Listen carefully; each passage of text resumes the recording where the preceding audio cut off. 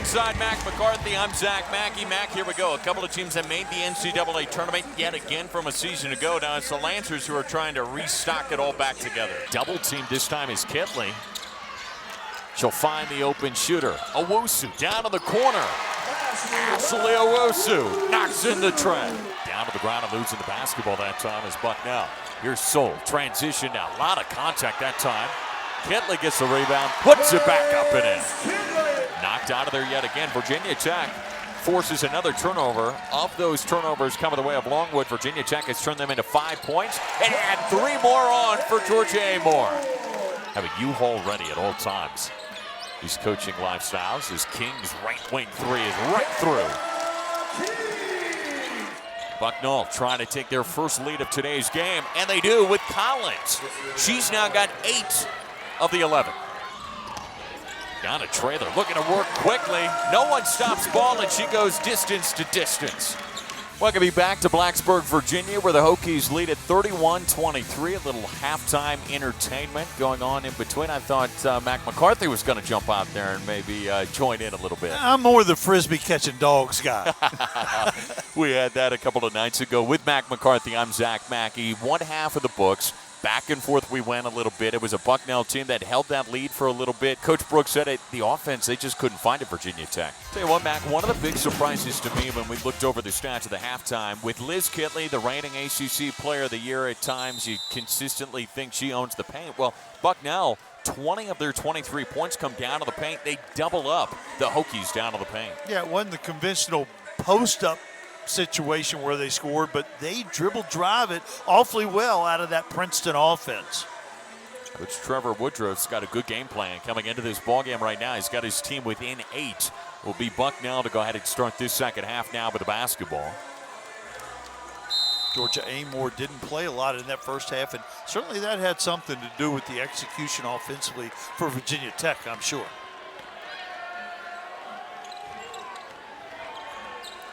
So far, Bucknell this season, with small sample size as a whistle comes against Virginia Tech down inside, has been a second half team. They went on an 11-0 run coming out of the halftime break on Monday night. That was a nice play. You had a backdoor by Collins and then a backdoor by Kalecha, and Kalecha gets the basket, or gets the shot up on the rim and gets to go to the free throw line. First free throws of the night for the Bison. And a miss. A little bit too hard that time. Kalecha she didn't get to the free throw line much. She's more of a jump shooter. Rattles in that second one.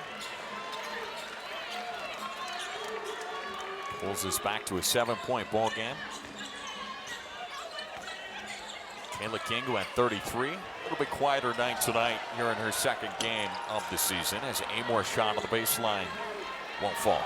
Good skip pass and a nice drive right there. Amoore not able to finish the little floater.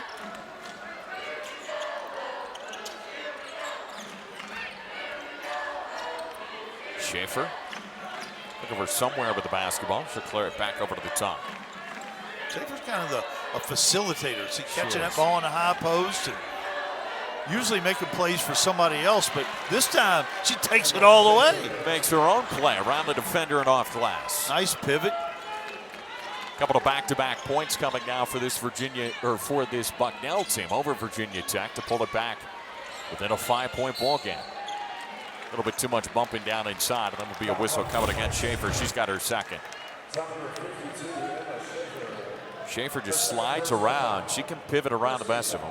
Nice poise right there. Just took her time, realized where Kitley was, pivoted away from her.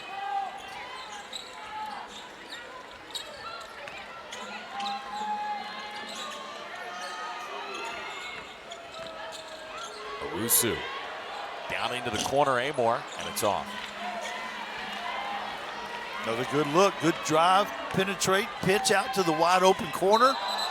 Offensive, will send it the other way. Extended the arm a little bit too much that time to Cecilia Collins. Good pressure by Taylor Soule in transition to pick Collins up.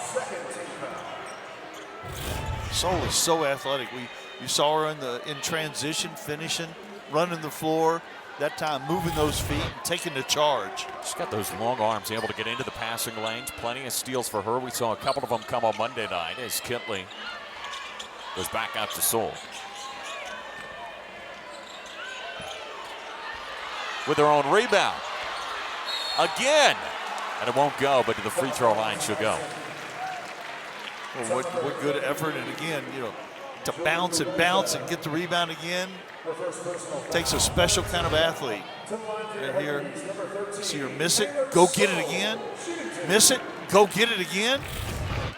You deserve to go to the free throw line with that kind of effort, right? How about this? They've out-rebounded on the offensive end as Virginia Tech. That free throw is good. Then what they have on the defensive end, 11 offensive rebounds and just 10 defensive rebounds to combine for 21 total. Yeah, a year ago, Taylor Soule had 94 offensive rebounds, right at the top of the ACC.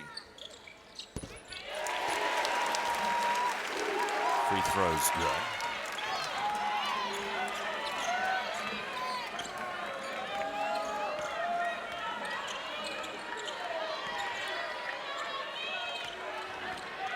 Bucknell trying to continue offensively. It's a mismatch inside, high off glass, no good for Johnson. Schaefer tried to get an offensive rebound, and it will stay with the Bison underneath. That was a great job by Schaefer. Kitley left Schaefer to go contest the shot by Johnson, and that left Schaefer free to run to the rebound, and she didn't come up with it, but she battled till they kept it on this end.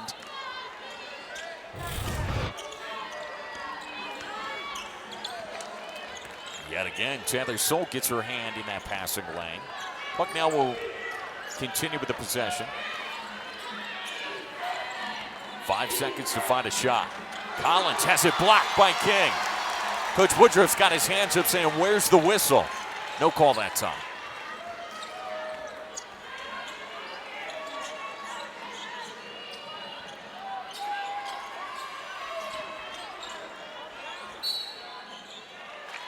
Schaefer again pushing down low.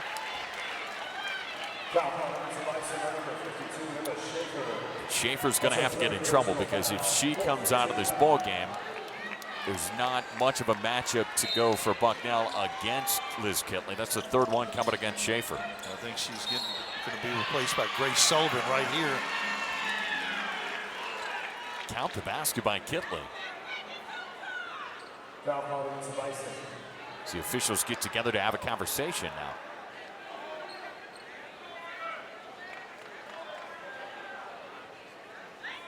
What's the conversation about?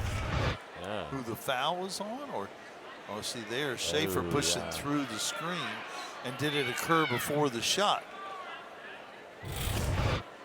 No shot, they say. So Schaefer very quickly picked up back-to-back fouls. She now has 4, and she will now come out of the ballgame. Yeah, coach was trying to get her out before that 4th foul. She's being replaced by Grace Sullivan. Grace Sullivan, the freshman from Antioch, Illinois, is in a difficult situation right now, taking on Liz Kitley.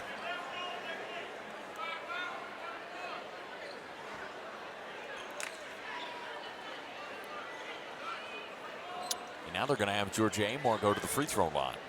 That foul was on number 52, Emma Schaefer. Yeah, she pushed through Amor on a screen. It's a 15 foul, so Virginia Tech is in the bonus. Amor's free throw is good.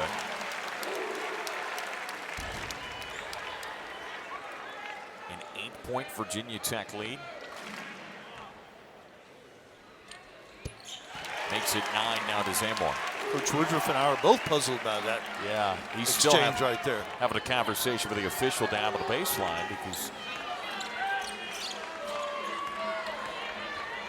I guess because it was their 5th foul was the reason that Amor got to do the shot.